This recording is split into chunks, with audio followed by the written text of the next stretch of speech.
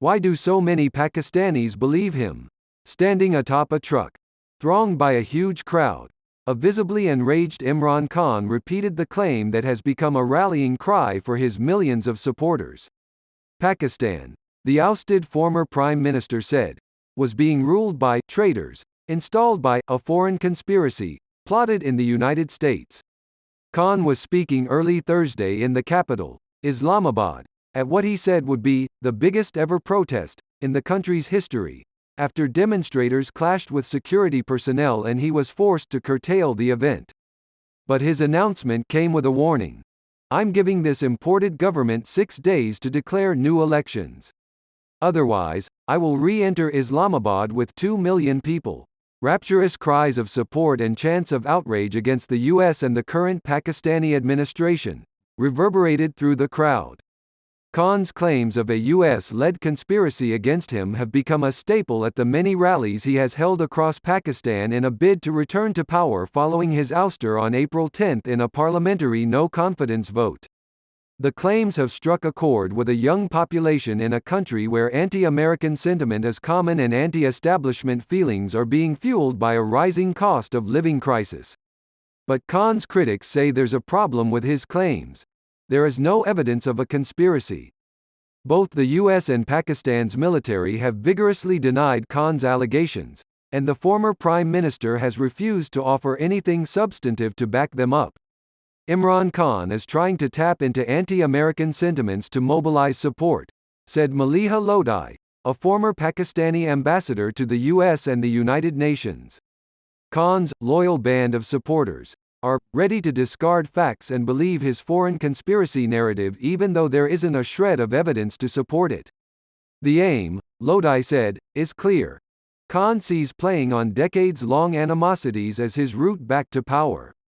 Khan has repeatedly claimed that Donald Lu, Assistant Secretary of the U.S. Bureau of South and Central Asian Affairs, met Pakistan's ambassador to Washington in March and told him that Khan should be dismissed from power in the no-confidence vote. Khan told CNN Monday that Lu had threatened Pakistan would suffer consequences unless he was removed from power. There is no truth to these allegations, a U.S. State Department spokesperson told CNN, having previously denied involvement in Khan's ouster. When asked to provide evidence for his claims, Khan said there were note-takers on both the U.S. and Pakistani sides at the meeting, but did not answer directly when asked whether he would make any notes public for each of the allegations.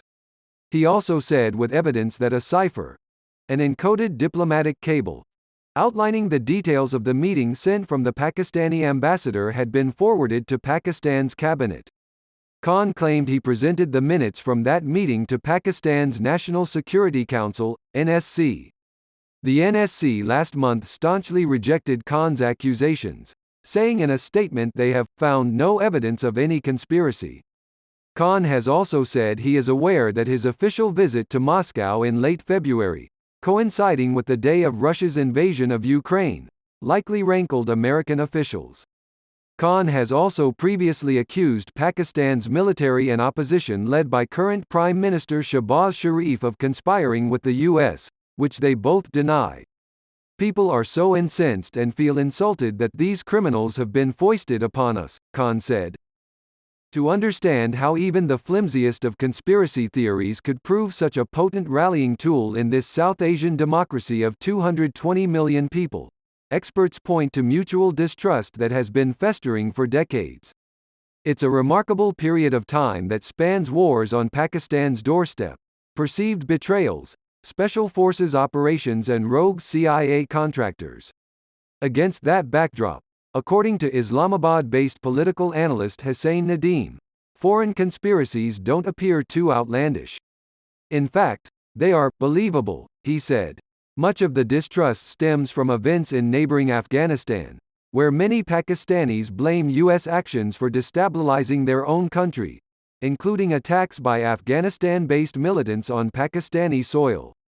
Fresh in Pakistani minds are the chaotic scenes of Afghans, desperate to escape the advancing Taliban, clinging to the wheels of planes taking off from Kabul airport in August 2021. And as the security situation deteriorates, Many Pakistanis sense it is they who will pay the price.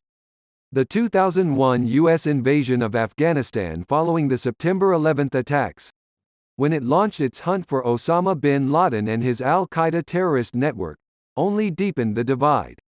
While Pakistan was early to sign up to George W. Bush's War on Terror, many in the Muslim-majority country saw the invasion, and the subsequent war in Iraq, as targeting Islam.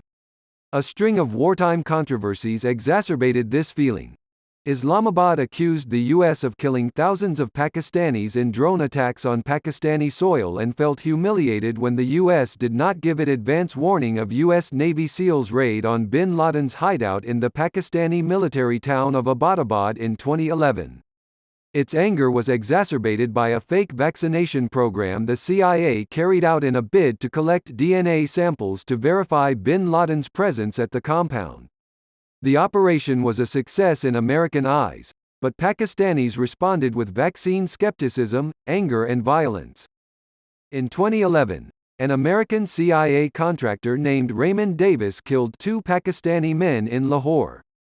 Davis claimed he shot the men in self-defense when they attempted to rob him at gunpoint, but authorities at the time called the case clear-cut murder.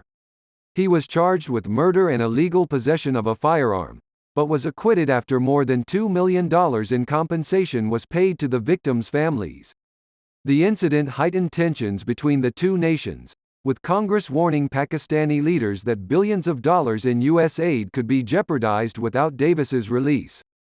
Such events have caused irreparable damage to trust, according to Hassan Kamal Watu, a lawyer and columnist in Islamabad, who added it is lending credibility to the belief that shadowy figures are plotting against Pakistan from afar.